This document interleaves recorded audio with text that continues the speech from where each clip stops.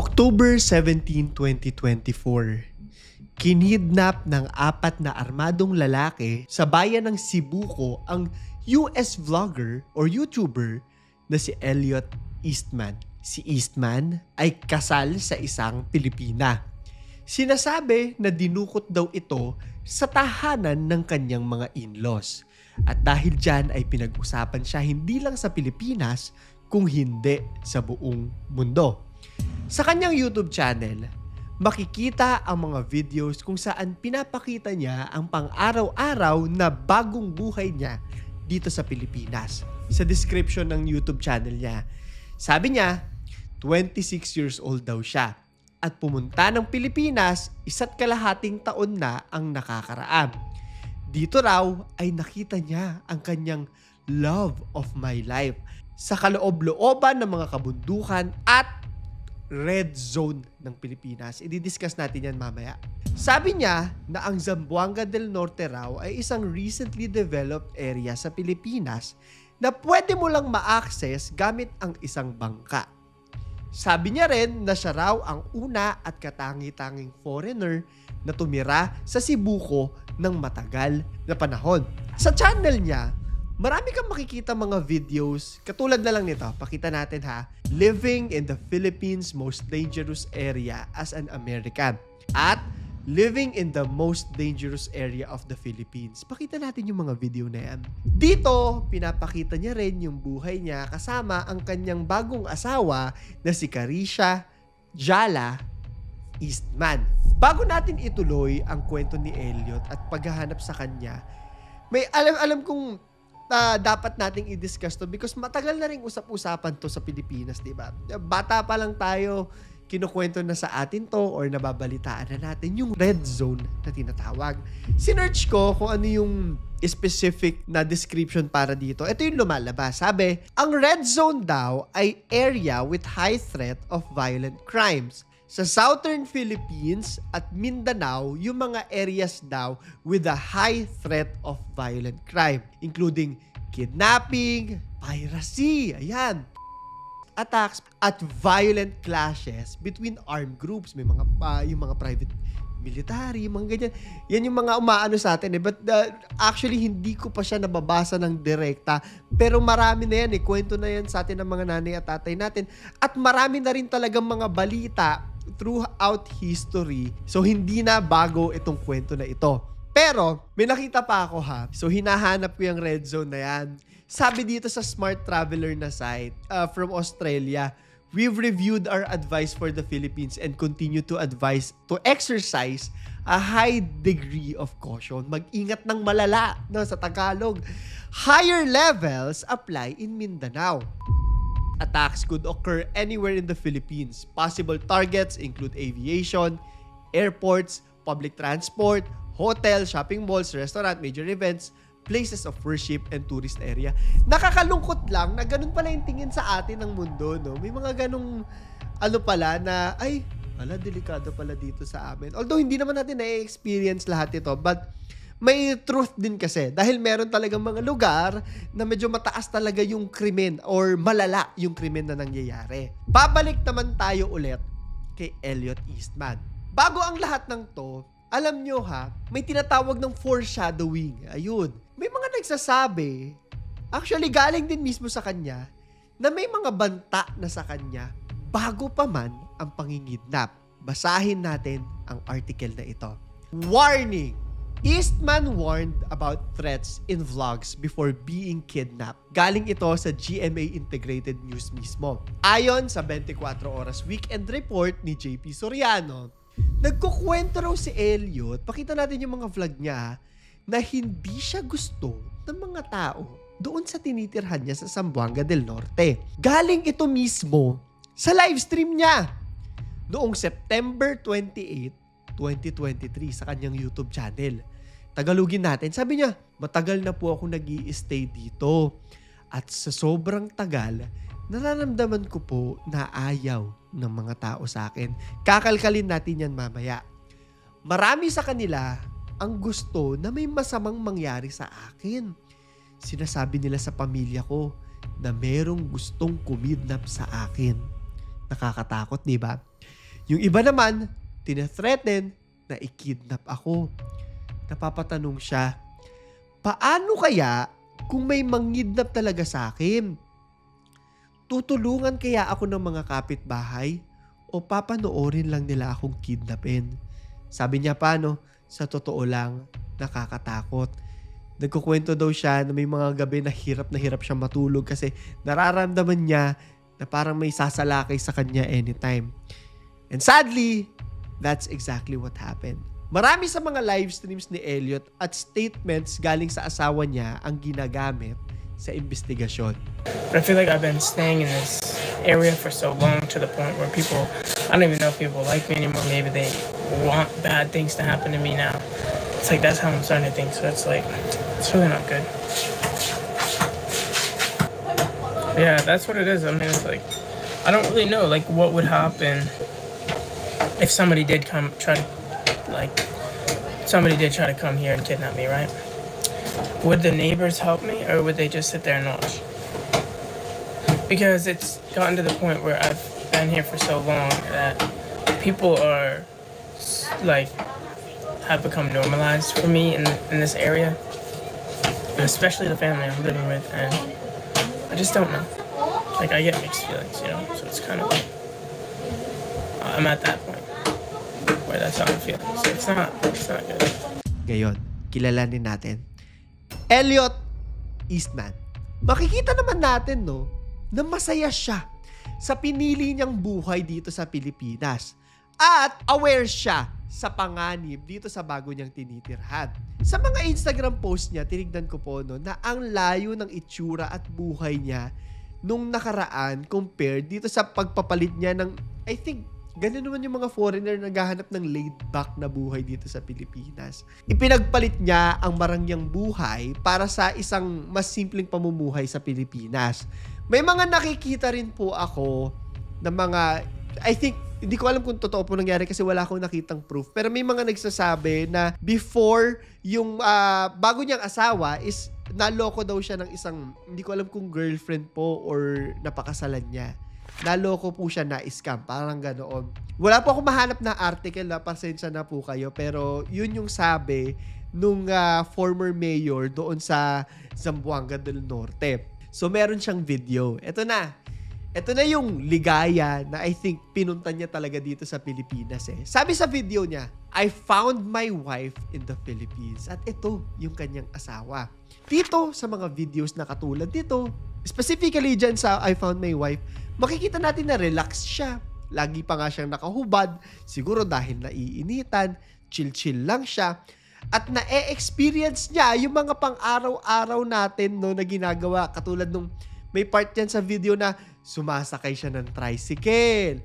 Pinapakita niya rin yung laid back na pagre-relax niya habang nanonood ng sunset. Meron pa nagluluto siya. I think isda ito. Ano nga tawag dito sa luto na to? At gamit niya lang ay panggatong. So talaga, very simple living. Ganon. It's getting dark. We're just getting some coffee and french fries.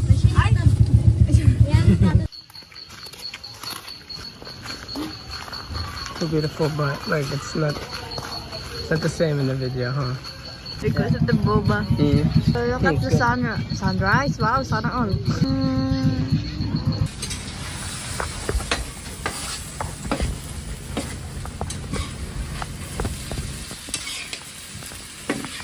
Ang huling video niya naman, tinignan ko, ano yung huling post niya dito bago siya salakayin.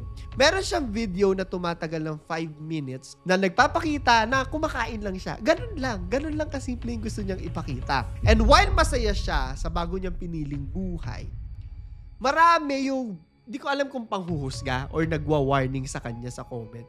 Pero ang recurring na mga komento dito is number 1, ini-scam ka lang ng tao dyan, ini-scam ka lang ng asawa mo, gusto ka lang, ganun tayo mga Pilipino, di ba? Pag may AFAM, laging iniisip natin is pinipirahan lang yung AFAM, ganon. Or pinagpalit niya yung buhay niya sa Amerika para sa isang hindi magandang buhay, kasi kung makikita natin, simple living lang talaga siya dito, pero yun, I think yung pinili niya talaga. And from this point, dyan sa mga videos na yan, wala nang makikitang trace mula sa kanya until this happened. The kidnapping of Elliot Eastman. Dumating na nga yung kwento ko sa inyo na October 17 kung saan sinabi ko sa inyo na kinuha siya ng 4 na armadong lalaki. Talakayan natin to. Ayon sa father-in-law niya, siya yung nag-report sa mga pulis na si Abdul Mali Hamsiran Jala, no, tatay ng asawa niya, itong 4 na armadong kalalakihan, nakasuot daw ng itim na pants, itim na shirt, at may cover ang mga muka. Puwersa daw sila na pasukin yung bahay nitong father-in-law ni Elliot Eastman. Around 10 p.m. daw nangyari to ha. At yung mga lalaki, nung umpisa daw, nagpapanggap na mga pulis. Siguro, nawiwirdohan lang sila kasi kung pulis ka, bakit nakatago yung mukha? Bakit nakaitim? Medyo nakakatakot yon. So dahil doon, siguro na napapaisip din si Elliot na, ay shit, parang kinikidnap ako. At dahil aware siya na pwede yung mangyari, nagpupumiglas siya. At dahil dito, binaril siya ng mga nagkikidnap sa kanya. Simula nitong araw na to, hindi na nakita si Elliot Eastman at ilang linggo siyang pinaghahanap. Hindi lang sa balita sa atin, balita sa ibang bansa, yung mga yung mga kababayan niya.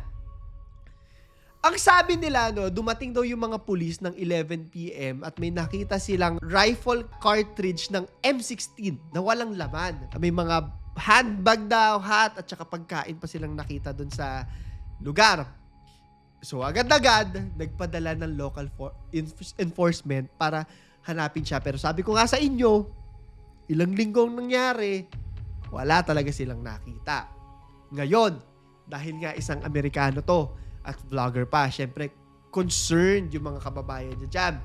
Binalita na sila mula sa local TV, 24 oras, TV Patrol, hahanapin din siya ng mga kababayan niya. In fact, nung hinahanap ko yung kwento nito, ang dami ng mga Amerikano na, kumbaga, hinahanap siya sa mga content nila. Naglalagay sila ng mga komento rin nila doon kung ano sa tingin nila yung nangyari. And kagaya na lang din ng comment dun sa YouTube videos niya, marami nagsasabi na medyo tanga itong batang to, ganun.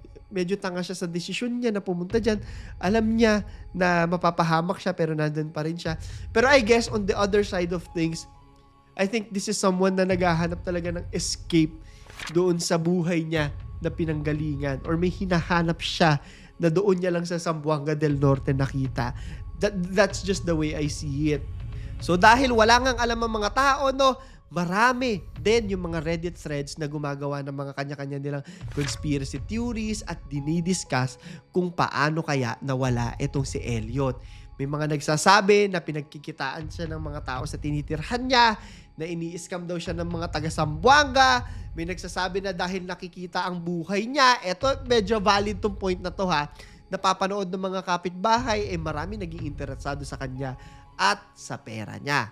Meron din nagsabi na may kinalaman ito sa relihiyon. Ito yung sinasabi kong comment sa inyo kanina. My fear for this guy is that he wasn't kidnapped for ransom. He may have been kidnapped because of the marriage to a Muslim girl which was deemed offensive to the community. Hindi ko po alam kung offensive tong ganito. Siguro kung may mga Muslims tayo nanonood dyan, i-comment nyo nga sa ilalim. Offensive ba ang magpakasal sa isang Amerikano or sa hindi isang Muslim? Hindi ko po kasi alam, so comment nyo po sa ilalim. Sabi niya pa, as a fellow American, I hope he's found alive and returned to wherever he wants to be, but it's not looking good. Actually, miski yung former mayor nga na si Buko, na sinabi ko sa inyo kanina, sabi niya na tinarget siya ng mga kidnapper dahil Amerikano siya at hindi matanggap ng mga lokal doon na kinasal ang isang Amerikano sa isang lokal na Muslim. Pero wala kahit sino man ang nakakaalam kung ano talaga ang nangyari. Hanggang sa ito na, kumbaga nag-i-snowball na at marami nang interesado sa kwento. To the point na nangialam na rin sa investigasyon ang US Federal Bureau of Investigation. Dito na tayo pupunta. Suspects! October 29, nag-file ng complaint ang kapulisan sa Zamboanga del Norte Provincial Prosecutor's Office sa 6 na suspect sa pagdukot kay Elliot Eastman. 3 sa mga suspect yung inaresto at 3 sa 6 na mga suspect nito ang sinasabi na malaya at hindi nila alam kung nasaan, which was on October 31. Pumutok ngayon yung balita, eto, sabi dito, Eastman kidnapped suspect, 2 others slain in shootout. Sa Zamboanga pa rin po ito. May 3 lalaki at kasama nga dito yung isa sa mga suspect na pinaghahanap ang napatay. Ang mga napatay daw ay sina Abdul Sahibad at ang kapatid niyang si Fahad Sahibad at si Morsid Ahod. Sabi niya na miyembro daw itong mga ito ng kidnapping group sa Zamboanga. Okay. So mukhang eto na nga talaga yung isa sa mga kumuha dito kay Elliot Eastman. Si Abdul Sahibad daw ay isa sa mga person of interest. Siya yung suspect. Ayon kay Bowen Joey Masuding na police detector ng Zamboanga Peninsula. Ngayon, eto ayon sa intelligence nila, etong si Ahod daw at Sahibad Brothers, nagpo-provide sila ng refuge or nagsishelter sila at nagsusupport doon sa mga person of interest at involved sa pagingidnap kay Eastman. Nako. Meron daw kasi mga residente na nagsabi sa kanila na nandun yung presensya nitong mga to. Ngayon, syempre, dahil patay na nga itong mga ito, wala na rin silang maitutulong sa paghahanap kung nasaan si Elliot Eastman. At this point, syempre, lalo nang kinakabahan yung mga tao. And sa totoo lang, Elliot Eastman deciding to live dito sa red zone ng Pilipinas, ika nga nila isang recipe for disaster, diba? Ito ngayon yun ang tanong ng mga tao. Nasaan na kaya si Elliot Eastman? December 5, 2024, merong isang balita ang lumabas. Meron silang nakuhang witness. Sabi, witness, suspect, say Eastman may be dead. Sabi ng Police Regional Office ng Zamboanga na maaaring patay na raw si Elliot. Base sa kwento nga nitong witness at suspect. Nakakuha raw sila ng impormasyon. Bumuo kasi sila nung tinatawag na Critical Incident Management Task Group Eastman or CIMTG Eastman. Sabi daw nitong witness, hindi ko po alam kung sino yung witness na hindi ko mahanap kung sino siya sa mga articles. Namatay daw si Elliot nung dukutin siya nung gabi nung October 17 na sinabi ko sa inyo kanina. Sabi nitong witness na to, namatay daw siya sa loob ng isang bangka. Naalala nyo kanina binaril siya. Ngayon, medyo malabo yung parting ito ng kwento pero I think siguro dahil naubusan siya ng dugo at nang napansin ng mga kidnapper noong tinatransport siya kung saan man siya dadalhin, namatay siya sa bangka at itinapon na lang daw siya sa karagatan. Malaki raw yung chance na patay na si Elliot. Actually, no, hindi malaki yung chance kung hindi ina-assume na nila na patay na nga itong si Elliot. However, sabi nga nitong CIMTG Eastman na hanggang ngayon, wala pa silang alam kung nasaan itong bangkay ni Elliot. Yun na lang yung hinahanap nila. Pero kung sakali na patay na raw si Elliot, ay sisiguraduhin nilang mananagot ang mga gumawa nito sa kanya. Sinisiguro daw nila na gagawin nila ang lahat para malaman kung sino yung mga gumawa nito at gagawin ng lahat ng makakaya nila at ng resources nila. Lahat daw ng may kakagawan sa pagkidnap at pagpatay kay Elliot ay magiging accountable sa krimen na ginawa nila. Nag-file na raw itong CIMTG Eastman ng kidnapping at serious illegal detention doon sa mga suspect. As for the family of Elliot, yung asawa niya, yung manugang niya, sinabihan na sila na baka patay na nga po etong si Elliot. Gayon din yung pamilya nito sa US. Nung nakita ko tong pamilya niya sa US, no, nag-search din ako. Napag-alaman ko, may mga videos po ako nakikita na isa sa mga dahilan kung bakit lumipat dito hindi ko masabi kung isa sa mga dahilan, no, pero bago lumipat itong si Elliot, may mga problema siya dun sa father niya, parang hindi sila magkasundo. So I think isa rin yun sa mga dahilan kung bakit lumipat siya. Siguro naghahanap siya ng kapayapaan dito sa Pilipinas, if I'm not mistaken. Parang ganun yung nangyari. It's just like, I don't know. Sometimes it's hard for me, like, living with my father, too. Back in the U.S., like, no matter what I do, no matter how nice I be or anything, like, it's hard. It's just hard for me to live with him. I don't know why. It's just hard. In the U.S., like, I had to basically be working all the time, be away from home, and even I'm away from home, like, even I'm working all the time, and I come back at 12 o'clock at night, right, thinking that I'm safe. Like, I don't have to deal with any, like, negativity or anything like that. My dad is, like, I come into the house and there's like all this screaming going on, and I'm like, what's going on? And he's sitting there like yelling at my mom for like, because he said he was gonna do the dishes for my mom, and then he didn't do the dishes. So he's making like a broken promise, and then he started screaming bad things about me, like, how about your son, like, what's he doing? And it's like, I don't know. Sa ngayon, eto na, mag-uusap-usap na tayo. Sa tingin ko, na malaki talaga yung chance na wala na talaga si Elliot Eastman. Nakakalungkot lang dahil bata pa nga siya. At marami pa sana ang mangyayari sa buhay niya. Marami pa siyang magagawa. Especially, no, dahil meron siyang asawa ngayon. At nakikita ko din yung asawa niya ay inaano po nila, na pinaghihinalaan din po nila na baka kasali. I think, kawawa naman kung sakali, no? Kasi parang nakikita ko mahal niya talaga itong babae na napakasalan niya. Sana hindi ganun yung nangyari talaga. Pero ito lang yung hiling ko. Hindi lang specific sa kwento ni Elliot, pero sana dumating yung punto sa buhay nating lahat. Sa atin sa Pilipinas muna, nawala na yung mga krimen, nawala na yung mga lugar na kinatatakutan, at lahat ay malayang mamuhay na hindi pinangangambahan na mapapatay. As for now, wala tayong magagawa kundi hintayin kung mahahanap pa ba ang bangkay ni Elliot Eastman. Meron tayong question of the day, pero bago yan, huwag niyo po munang kalimutan na mag-like, subscribe at notification bell. Maraming salamat din po sa mga nag-suggest na ating kwento. Sobrang na-curious ako. Marami yung pinag-uusapan talaga ang kwentong ito ngayon, and I think marami sa kanila yung naghahanap kung nasaan talaga yung bangkay ni Elliot. I think maraming umaasa na baka baka buhay pa siya, nagpanggap lang na patay. May mga ganun hindi mo maiiwasan yun At promote ko lang din po yung aking Instagram at saka yung TikTok. Marami po tayong mga bagong viewers ang nakaka-discover sa atin. So maraming salamat. And if hindi pa po kayo nakasubscribe, please mag-subscribe kayo. Marami sa mga viewers natin ang hindi pa nakasubscribe. So pindutin nyo na yan. At mag-notification bell na kayo. Anyway, para sa mga gustong manalo ng 1,000 GCash giveaway, eto na.